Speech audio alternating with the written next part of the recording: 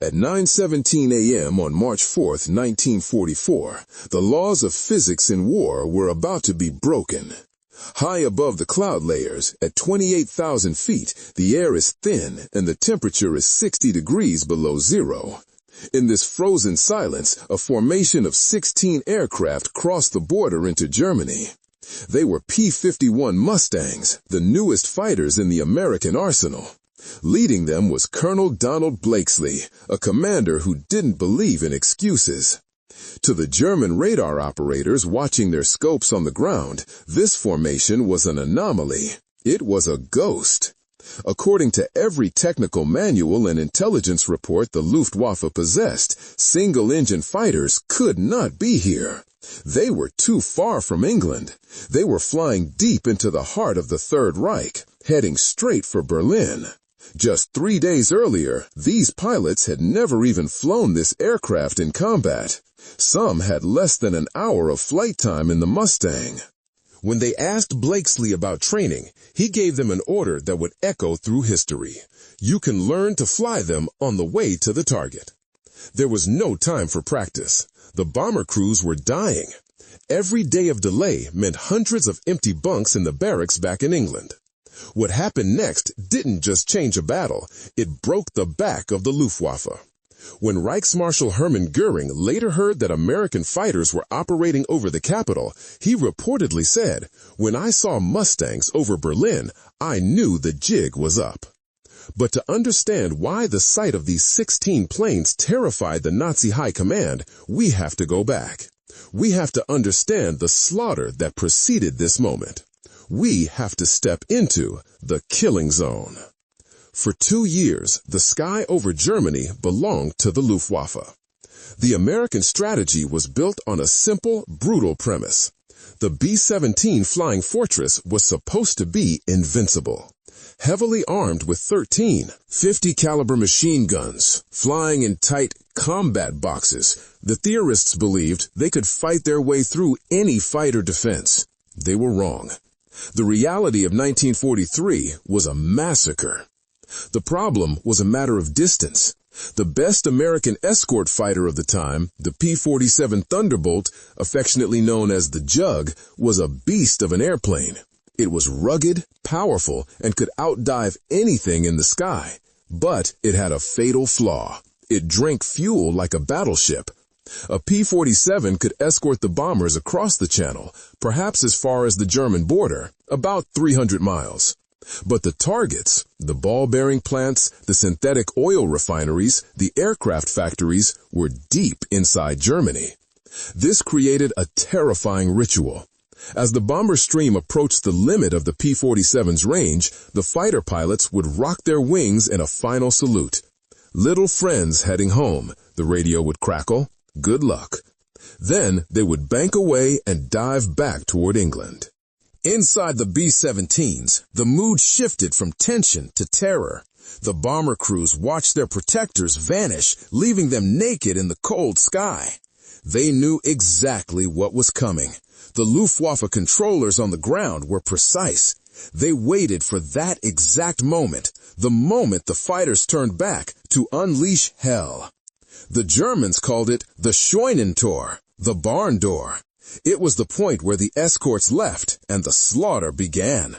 Twin-engine heavy fighters, the Bf-110s and Me-410s, would queue up just out of range of the bombers' guns. They carried rockets and heavy 30mm cannons.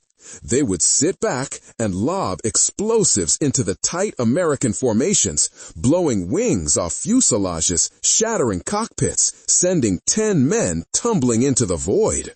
Once the formations were broken, the single-engine killers, the Bf-109s and Focke-Wulf 190s, would move in for the kill. They attacked from the front, 12 o'clock high, closing at 600 miles per hour, firing cannon shells directly into the noses of the bombers. The carnage reached its peak in the summer and autumn of 1943. On August 17th, the 8th Air Force launched a massive double strike against Schweinfurt and Regensburg. It was meant to be the blow that crippled German industry. Instead, it nearly destroyed the 8th Air Force. 60 bombers were shot down. 600 men killed or captured in a single afternoon. 2 months later, they tried again. Black Thursday, October 14, 1943. 2nd Schweinfurt. The target was the ball-bearing factories. 291 bombers took off. 60 never came back. Another 138 limped home so badly damaged they would never fly again. The mathematics of death were undeniable. The statistical life expectancy of a bomber crewman was shorter than a soldier in the trenches of World War I. If you were required to fly 25 missions to complete a tour, and the loss rate was 10% per mission, you were statistically dead long before you could go home. Morale was cracking. The strategic bombing campaign, the Allies' only way to strike directly at Hitler's war machine, was failing. General Hap Arnold and the planners in Washington faced a nightmare scenario.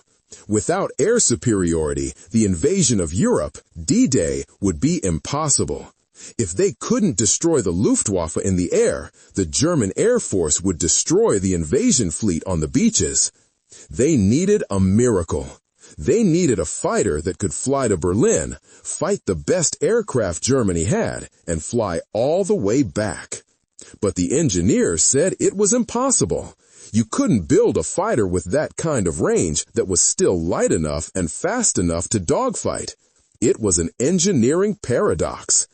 What nobody realized was that the solution was already sitting in a hangar, ignored and rejected. A bastard child of American manufacturing and British engineering that had been dismissed as a failure. To understand the miracle of the Mustang, we must first touch the darkness of 1943. We must step inside the fuselage of a B-17 Flying Fortress, 4 miles above the earth, where the air is too thin to breathe and cold enough to freeze exposed skin in seconds. The crews called the area beyond fighter escort range the Killing Zone. It was a name earned in blood. For the men of the 8th Air Force, the war was not a distant political abstraction. It was a mathematical impossibility. Every man who climbed into a bomber knew the numbers. A combat tour was 25 missions. But in 1943, the loss rate on deep penetration raids was averaging 10%. You did not need to be a statistician to understand that the odds were terminal. Statistically, a crewman was a dead man walking before he even reached his 10th mission. The psychological weight of this was crushing. Inside the aluminum skin of the bombers, 10 men lived or died as a single organism. When a shell struck, there was nowhere to run. On October 14, 1943, the concept of strategic bombing nearly died along with the men. This was Black Thursday. The target was the ball-bearing factories at Schweinfurt. The 8th Air Force launched 291 B-17s. They were the mightiest armada the United States could assemble.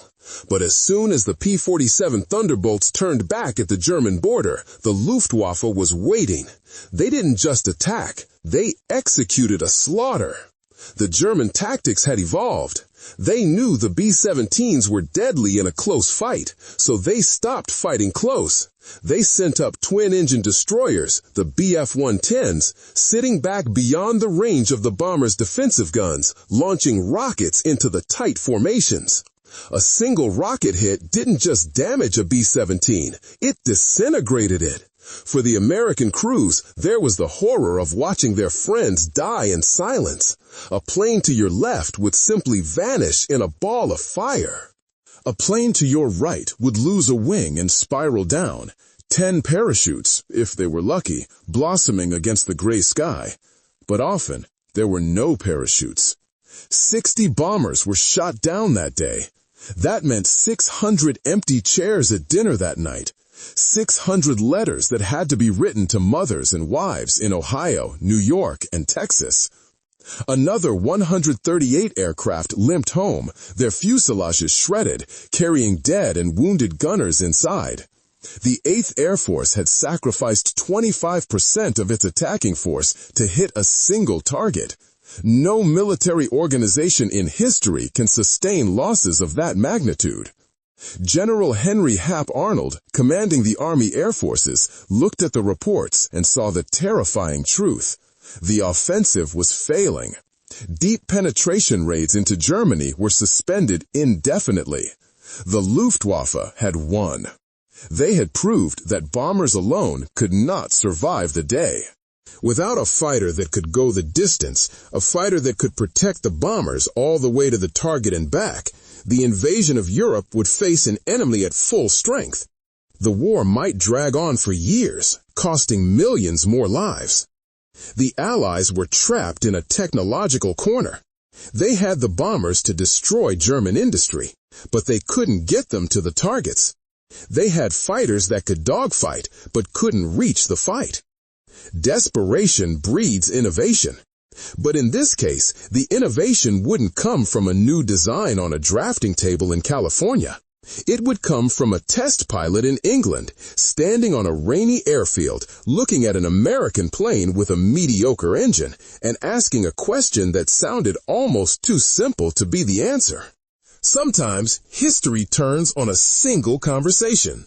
In 1940, the British Purchasing Commission came to the United States with a desperate request.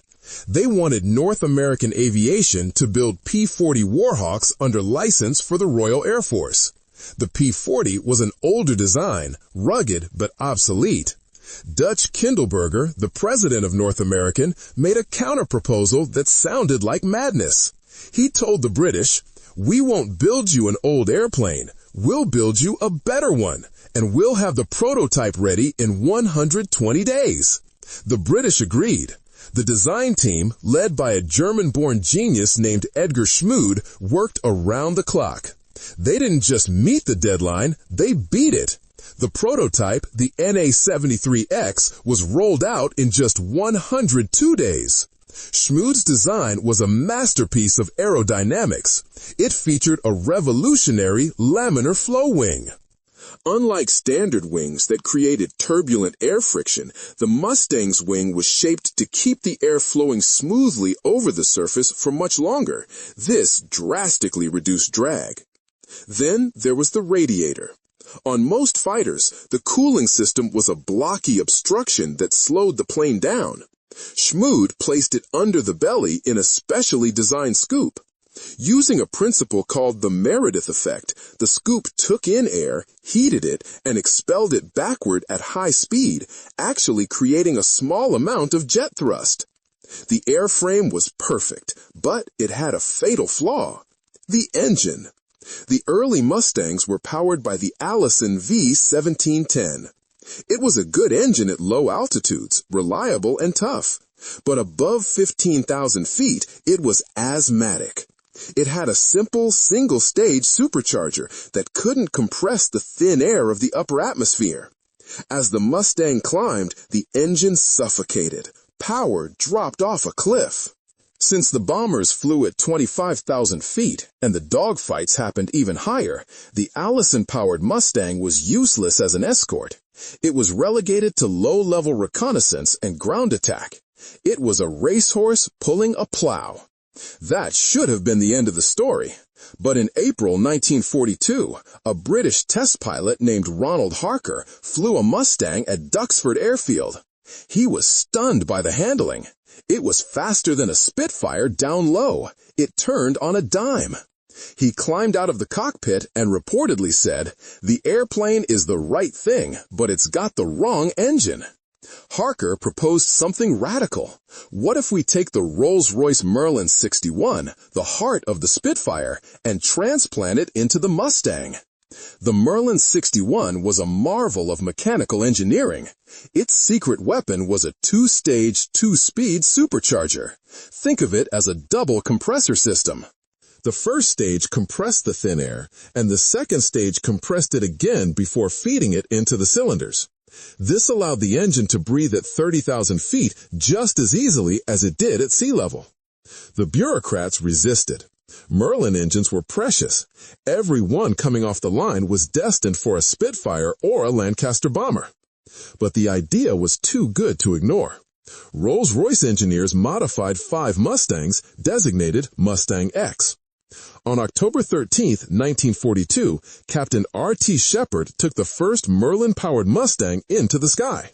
The transformation was violent. The top speed jumped to 441 miles per hour. It climbed to 20,000 feet in under 6 minutes, cutting the Allison's time nearly in half. But most importantly, at 30,000 feet, where the Allison would have been gasping for air, the Merlin was screaming with power. It was the perfect marriage.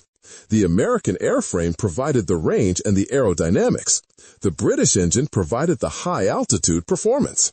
Back in the U.S., Packard Motors began mass-producing the Merlin under license as the V1650. North American re-engineered the nose to fit the new power plant. The result was the P-51B. They had created a paradox, a fighter that could fly further than any other, yet could still outrun and outfight the specialized interceptors defending Germany. The killing zone was about to become a hunting ground. By January 1944, the weapon was ready. But a weapon is only as good as the hand that wields it. It would take a specific kind of pilot to prove to the world that the Mustang wasn't just a long-range escort, but the deadliest predator in the sky. Enter Major James Howard. Howard was an outlier. While most American pilots in England were fresh out of flight school, Howard had already fought a war. He had flown P-40 Warhawks with the legendary Flying Tigers in China, battling the Japanese Imperial Air Force over the jungles of Burma. He was a combat veteran who knew the smell of cordite and the look of an enemy plane exploding in his sights. He was commanding the 356th Fighter Squadron of the 344th Fighter Group, the Pioneer Mustang Group. On January 11, 1944, they were escorting a massive formation of B-17s to Oschersleben, a critical aircraft manufacturing center deep inside Germany. The weather was brutal. The cold was numbing. Amidst the chaos of a German ambush, Howard found himself separated from his squadron. He was alone, flying a single Mustang named Ding Hao. He climbed back toward the bomber stream looking for friends. Instead, he found a nightmare. Below him, the 401st Bomb Group was under siege. A swarm of over 30 German fighters, heavy twin-engine Bf-110 destroyers, and agile Focke-Wulf 190s were tearing the bomber formation apart. The sky was filled with tracers, flak bursts, and falling debris. The textbook decision was simple. Retreat, regroup, survive. One fighter against 30 is not a battle. It is a suicide pact. James Howard didn't retreat. He pushed the throttle of his Merlin engine to the stops and dove straight into the swarm. For the next 30 minutes, the crews of the B-17s witnessed the impossible. A single P-51 was fighting an entire wing of the Luftwaffe. Howard fought like a man possessed. He dove on a Bf-110 that was lining up a rocket attack on the lead bomber, shredding it with his 6.50 caliber machine guns. The German fighter exploded. He didn't stop to watch it fall. He pulled up, rolled, and dove on a Focke-Wulf 190. A short burst sent pieces of the enemy plane flying. The German pilots were confused. They were being attacked from above, from below, and from the sides. In the confusion of the melee, they couldn't realize it was just one aircraft. They thought they were under attack by an entire squadron. But the odds began to tell. Howard's guns began to jam from the intense heat and continuous firing. First one, then two, then three. Finally, he was down to a single working machine gun. It didn't matter. He kept attacking. He flew head-on at the German formations, playing a deadly game of chicken, forcing them to break off their runs just to avoid a collision. He used his Mustang like a bludgeon, diving through their ranks, disrupting their aim, buying the bombers precious seconds of survival. When the German fighters finally retreated, low on fuel and ammunition, Howard was still there. His aircraft was riddled with holes, his guns were silent, and his fuel tanks were nearly dry. Back at the debriefing, the bomber crews were raving. They demanded to know who the pilot was in the P-51 with the white nose. The commander of the 401st Bomb Group, Major Allison Brooks, wrote in his report, "For sheer determination and guts, it was the greatest exhibition I have ever seen. It was a case of one lone American against what seemed to be the entire Luftwaffe. He was a one-man Air Force." For his actions that day, James Howard became the only fighter pilot in the European theater of operations to be awarded the Medal of Honor. But the message of Oschersleben was bigger than one man's heroism. It proved that the P-51B could go toe-to-toe with 30 enemy fighters deep inside Germany and win. The psychological dam had broken. The Luftwaffe was no longer the hunter. It was about to become the prey. 3 weeks after James Howard's lone stand, the Allies stopped testing the waters and decided to drown the enemy. The operation was codenamed Argument, but history remembers it as Big Week. From February 20th to February 25th, 1944, the 8th Air Force launched a massive, coordinated assault on the German aircraft industry. But there was a dark brilliance to the strategy. The bombers were not just wrecking balls, they were bait. The American commanders knew that if they attacked the factories building Messerschmitts and Junkers, the Luftwaffe would be forced to defend them. They would have to come up and fight, and when they did, the Mustangs would be waiting. It was a trap of continental proportions. Over 6 days, thousands of sorties were flown. Every major aircraft plant in Regensburg, Augsburg, and Stuttgart was hammered. But this time, the bombers were not alone. P-51s, along with P-47s carrying new drop tanks, stayed with them all the way. The result was a massacre of the heavy fighters. The twin-engine Bf-110s, which had terrorized the bombers just months earlier, were suddenly helpless. They were slow, heavy, and unmaneuverable. Against the agile Mustangs, they were simply targets. In the first days of Big Week, entire groupings of heavy fighters were wiped out. The destroyers had been destroyed. But the final nail in the Luftwaffe's coffin came from a change in philosophy, driven by a new commander. General James "Jimmy" Doolittle, the man who had led the famous raid on Tokyo in 1942, took command of the 8th Air Force. On his first inspection tour of fighter headquarters, he saw a sign on the wall that read, "The first duty of the 8th Air Force fighters is to bring the bombers back alive." Doolittle ordered the sign taken down. He replaced it with a new directive, one that changed the entire nature of the air war. The first duty of the 8th Air Force fighters is to destroy German fighters. It was a subtle shift in language, but a revolution in tactics. Previously, escort pilots were tethered to the bombers, forced to fly tight formation and wait for the enemy to attack. They were reactive. Doolittle cut the leash. He unleashed the Mustangs. Now, American fighters ranged far ahead of the bomber stream, conducting fighter sweeps. They didn't wait for the Germans to attack. They hunted them down. They caught the Luftwaffe forming up. They chased them as they tried to land, low on fuel and ammunition. They dropped down to treetop level and strafed airfields, destroying aircraft on the ground, burning fuel depots, and shooting up maintenance hangars. This free hunt strategy denied the Germans any sanctuary. The attrition became catastrophic. In early 1944, the Luftwaffe was losing pilots faster than they could train them, and this created a death spiral. To fill the empty cockpits, training was shortened. Young pilots were sent into combat with fewer and fewer hours. They were facing American pilots who were better trained, flying superior aircraft, and possessed supreme confidence. The result was a slaughter of the innocents. A new German pilot in 1944 had a life expectancy measured in days.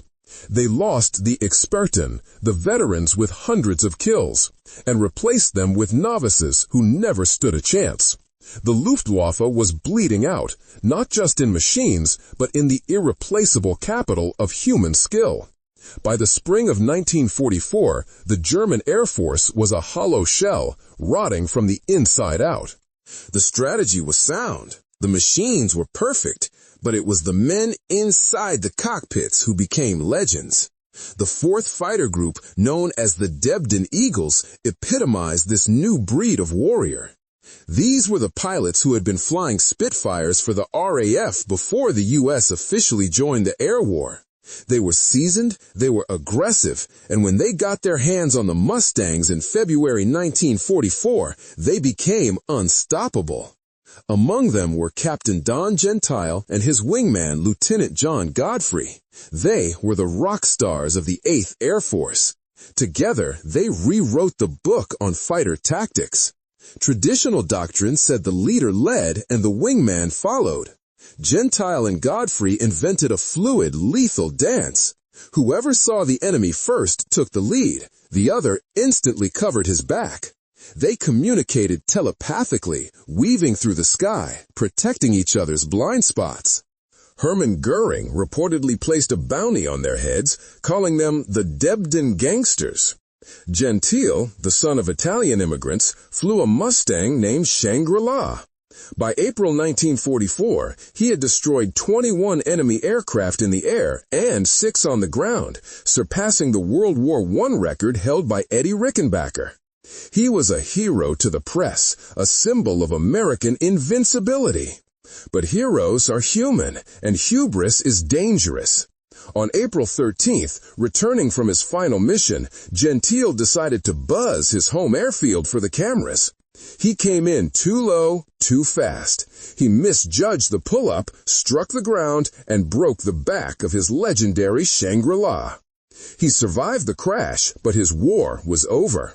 Colonel Blakesley, furious at the showboating, grounded him on the spot. It was a stark reminder. In the unforgiving physics of flight, even a legend is just one mistake away from disaster. While Gentile was the flamboyant showman, the 357th Fighter Group produced a different kind of ace. Captain Clarence "Bud" Anderson was a quiet professional. He flew a P-51 named Old Crow. Anderson's record is statistically almost impossible. He flew 116 combat missions in the deadliest skies in history. He became a triple ace with over 16 victories. And yet, through 2 tours of duty, his aircraft was never hit by enemy fire. Not once. It wasn't luck. It was supernatural situational awareness. Anderson claimed he could see enemy aircraft as tiny specks long before anyone else. He fought with calculated aggression, never taking a risk that didn't promise a return. He survived the war without a scratch, while his best friend in the squadron, a wild pilot named Chuck Yeager, who would later break the sound barrier, was shot down over France and had to escape through the Pyrenees. But perhaps the greatest testament to the Mustang came not from the men who flew it, but from the men who fought against it. Major Günter Rahl was one of the Luftwaffe's deadliest aces, credited with 275 aerial victories. After the war, he had the chance to fly a captured P-51. The experience left him stunned. Compared to his cramped Messerschmitt Bf-109, where the cockpit was so tight his shoulders touched the sides, the Mustang felt like a great room. The electric starter, the smooth Merlin engine, the lack of oil leaks, it was a machine built for the pilot. But what terrified Rahl wasn't the comfort, it was the endurance. "We had no sanctuary," Rahl later admitted. "In a Bf-109, we could stay in the air for maybe 80 minutes. When our fuel light came on, we had to land. But the Americans, they could fly for 7 hours. Rahl described the hopelessness of fighting an enemy that could simply wait you out. The Mustangs could chase them back to their airfields, circle overhead while the Germans tried to land on fumes, and destroy them on the runway. Decades later, the former enemies would meet. Günter Rahl and Bud Anderson became close friends. Two old warriors who had tried to kill each other over Berlin, now united by their respect for the machine that had decided the outcome. They knew, better than anyone, that the P-51 had not just won a war, it had ended an era. The ultimate verdict on the Mustang's success wasn't written in a report. It was written in the sky over Normandy on June 6, 1944. Field Marshal Erwin Rommel, the Desert Fox, had warned his commanders that the invasion would be decided in the first 24 hours. He knew that if the Luftwaffe could control the air, they could drive the Allies back into the sea. But when thousands of Allied ships hit the beaches and tens of thousands of soldiers waded into the surf, they looked up and saw something miraculous. Nothing. The sky belonged entirely to them. The Allies flew over 14,000 sorties on D-Day. The Luftwaffe managed barely 300. The ratio was nearly 50-1. The terrifying German Air Force, which had blitzed London and conquered Europe, had been swept from the board. The P-51s had done their work so thoroughly that there was simply no one left to fight. With the war won, the men who flew these machines returned to a world that was forever changed. Their fates were as varied as their flying styles.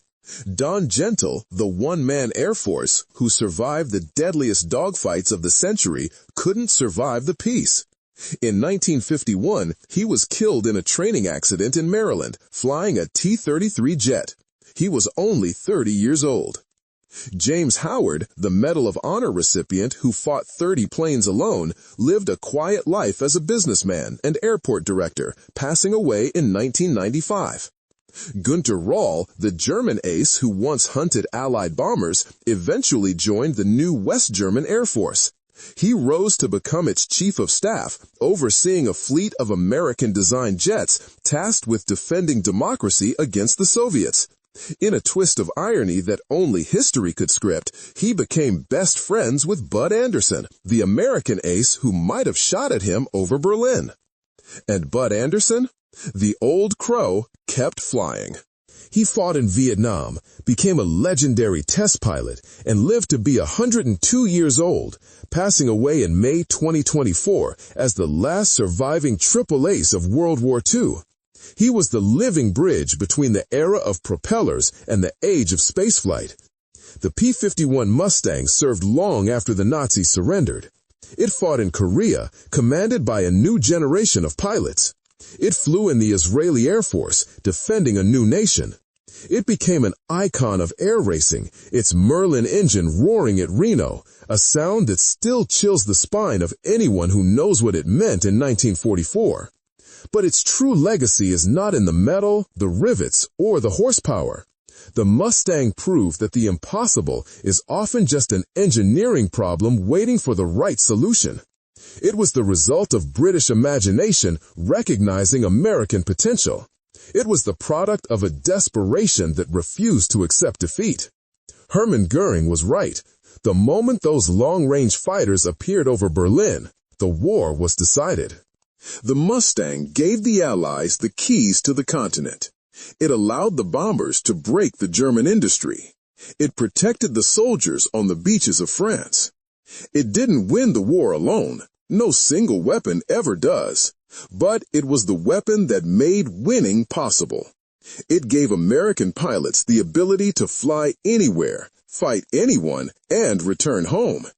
And in the end, that was enough.